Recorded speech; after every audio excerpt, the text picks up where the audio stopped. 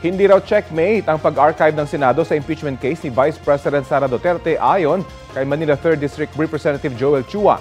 Sabi ni Chua, ipinagkait ng Senado sa taong bayan ng due process. Hindi pa raw tapos ang laban at hindi sila magpapatinag hanggat hindi nakakamit ang accountability.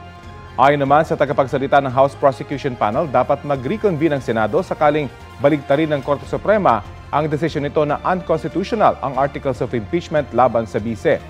Sinabi naman ni Akbayan Party List Representative Chel Jokno, dapat hinintay muna ng Senado ang resulta sa inihaing motion for reconsideration ng Kamara bago nagdesisyon. Ganyan din ang komento ni ML Party List Representative Laila Dilima. Mas maganda raw sanang i-table na muna sa Senado ang kaso habang hinihintay ang desisyon ng Korte Suprema. Nagkaroon ng ganitong motion sa Senado na inihain ni Senate Minority Leader Tito Soto pero hindi pumasa. Gate ng Makabayan Block ng Kamara, tila minaliit ng Senado ang issue ng confidential funds ng bise. Idiniin daw nilang pamumulitika lang ang paghahain ng impeachment complaint. Susubukan naming kunan ng pahayag ang Senado.